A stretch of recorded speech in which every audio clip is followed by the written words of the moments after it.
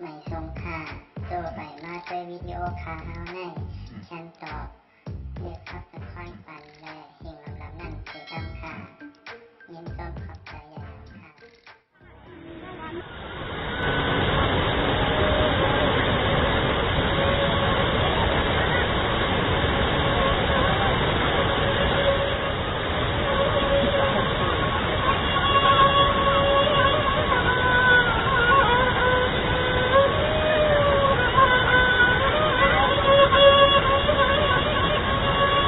จังว่าเงี้ยนวงช่วยอยู่น้ำนินหินนาผาเมืองอาสว่าง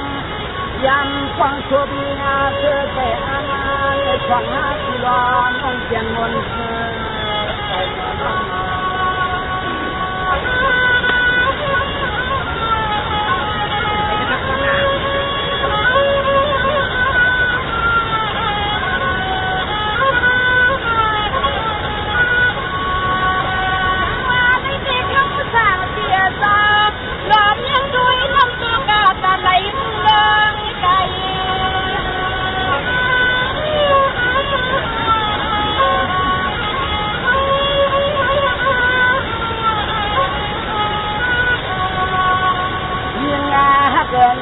เฮลาตีเลยเหมือนไม่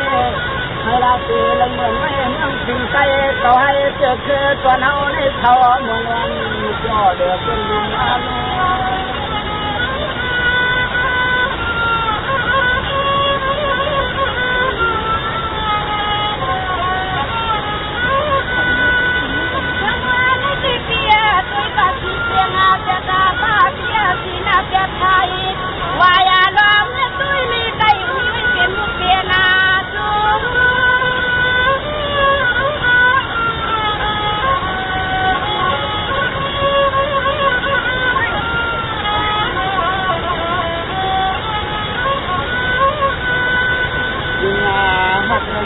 กันให้เธอพอดีไม่ทีนาถ้าที่คุณสิ่งที่ได้เธอ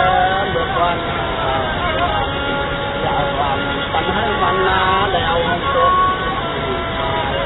ได้ผู้ที่เกิดลังขึ้นเมืองได้ไหนดีก็โดนได้จ้าเป็นรักลูก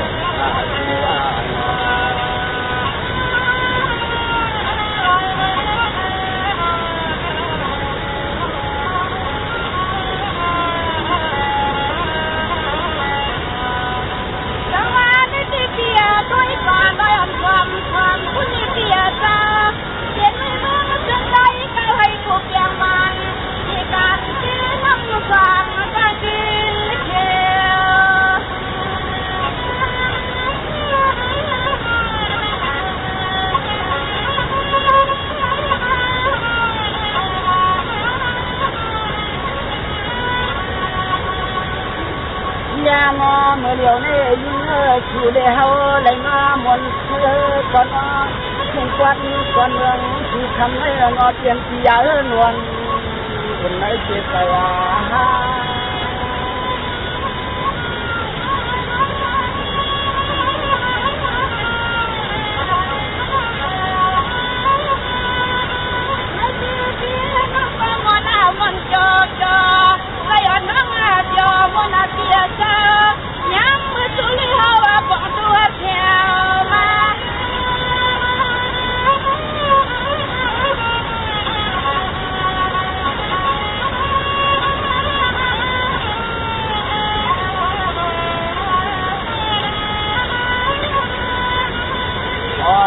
ก็จำใจยังก่อนหาที่หาน้องอันห้องมันไอ้ระนอเปลี่ยนตัวปาคันยิ่งขึ้นแดงคือเอาขอก่อนเขาขอก่อนไปก่อนหาที่หาน้อง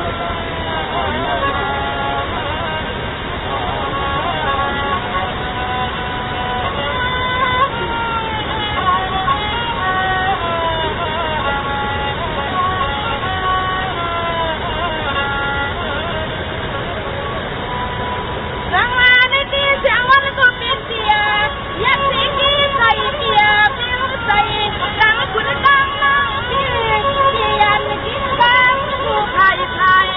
เดินด้วยหวังใจ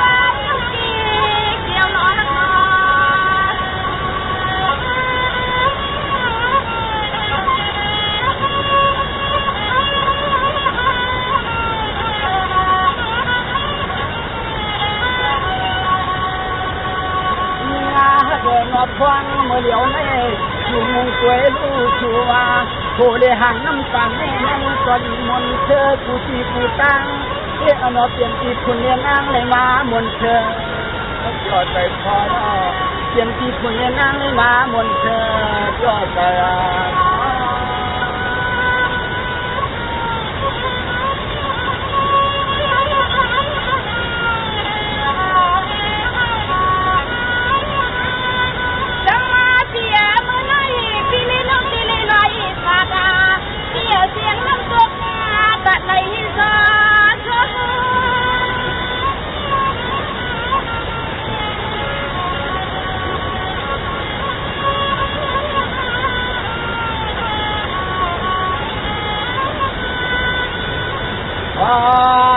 เพราะว่าที่ได้หาและยังก็ที่ก็ตั้งก็นั่งอยู่ทำดินยังจังบัดดินหน้าฟังอยู่วันไม่อ่อนพออันคนเล็กน้อยก็ตั้งเป็นผู้ห้างที่หาน้องมาคนมาเกิดวันน้ำเกลือมาเกิดวันน้ำเกลือตัดฟัง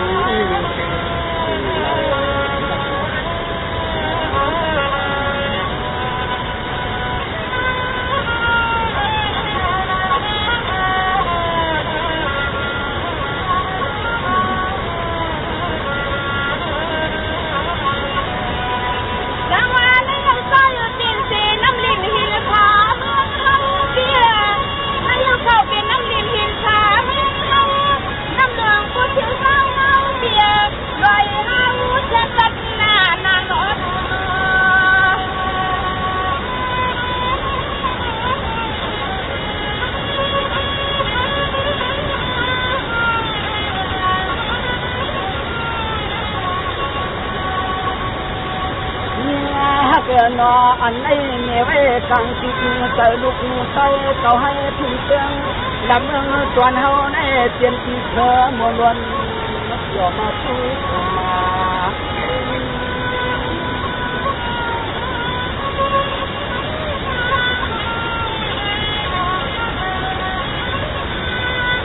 สังวาในยุคีปินสีนามานามีกามาตางาคำสั่งเบียบนปากว่าอ๋อน้ำตกบาดาฮิตไม่เปลี่ยนน้ำ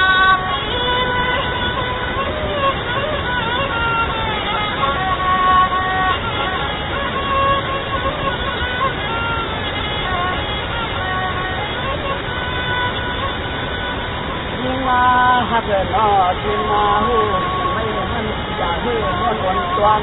คุณพันลูกใส่เขาให้ผู้ที่ผู้ตั้งวันมาอย่างย่ำมาผู้หาต้องมาวันมา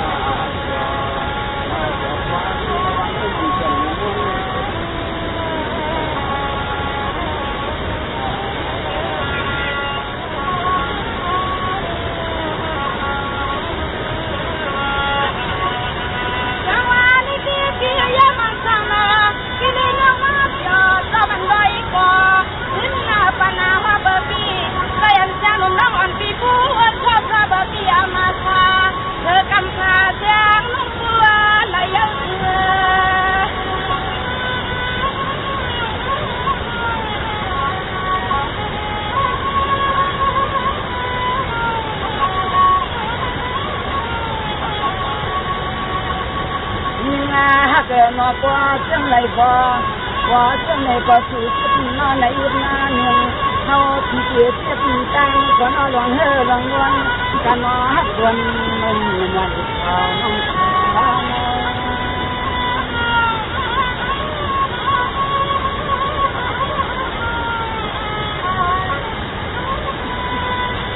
ในยาอูเปียน้องมือตัวมาจนยันนาเปียมือขาดจังอ่อนน้องอาดีไปจะจิ้มเขาลูกตาอย่างปานาล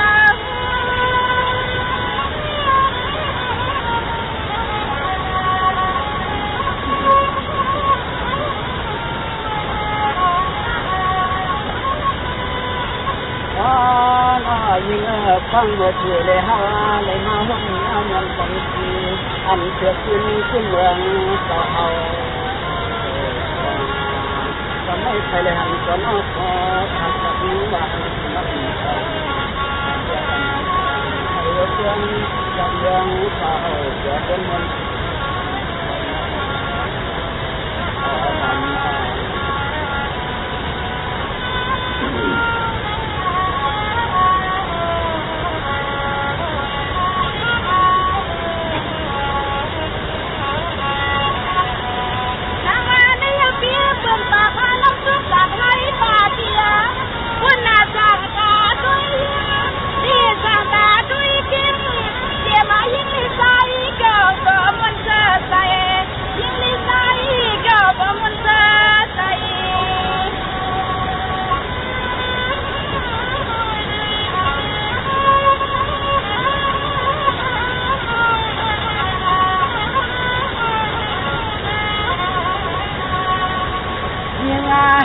มาช่วยลูกคนทางเตืองผู้เมืองที่ไหลไปวัดมาก่อ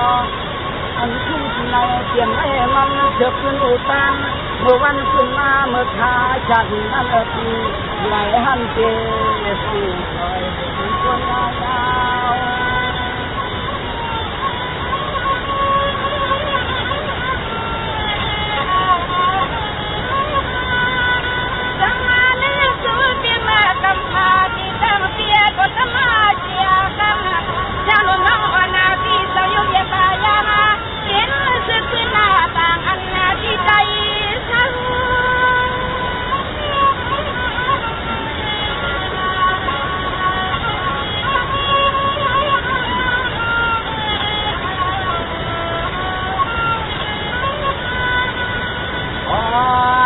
ยิ่งเดือดร้อนเรื่องที่เขาทางเขาไม่